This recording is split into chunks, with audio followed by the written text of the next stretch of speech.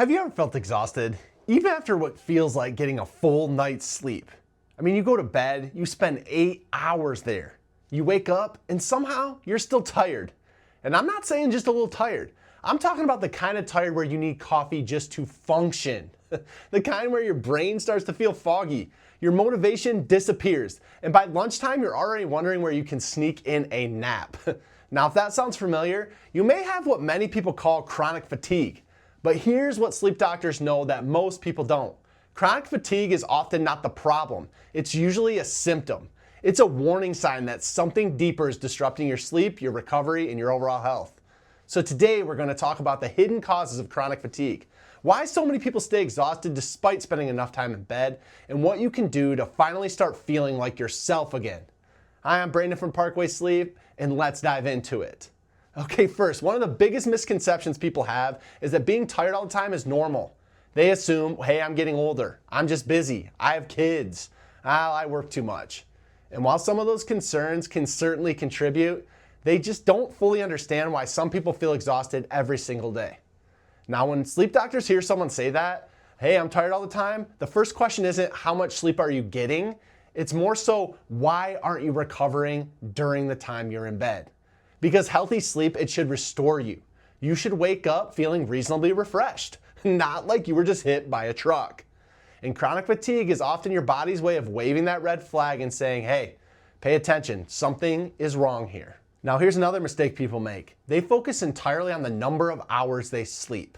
8 hours, 9 hours, maybe even 10 hours. But sleep doctors know that sleep quality is often more important than sleep quantity.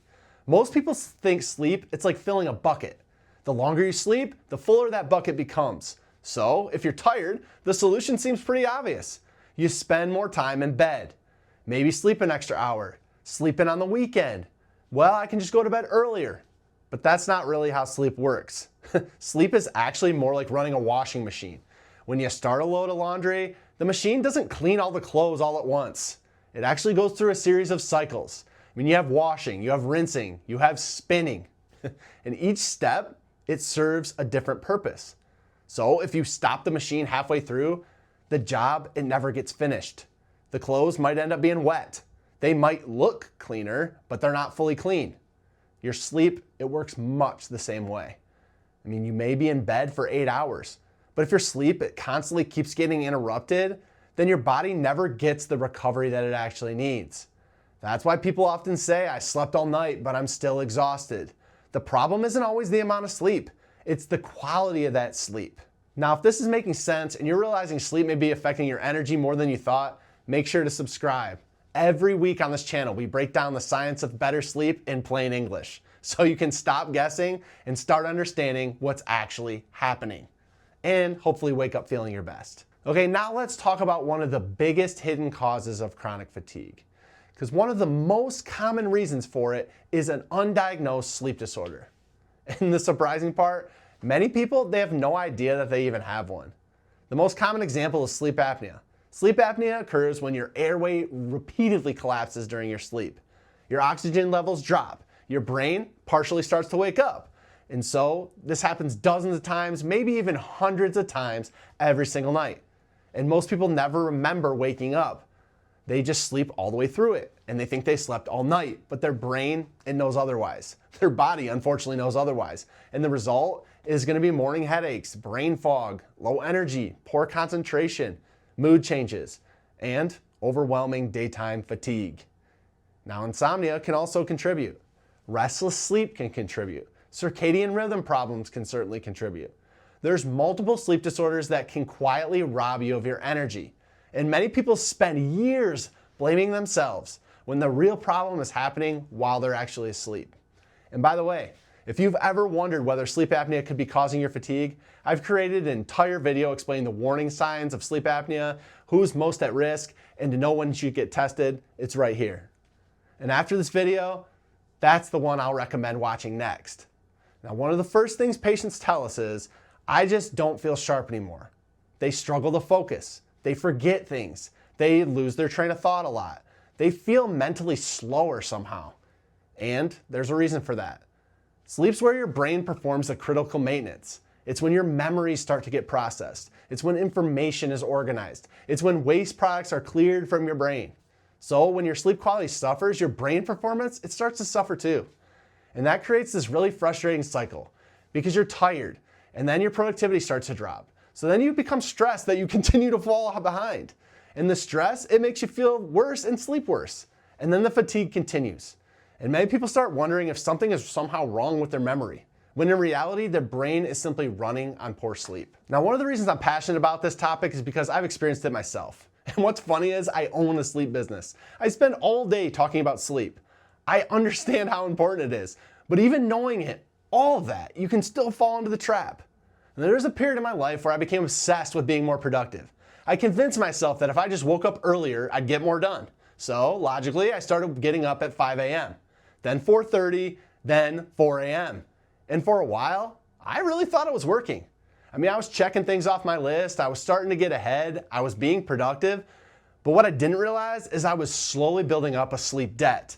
And eventually, I got so fatigued that I could barely stay awake at night.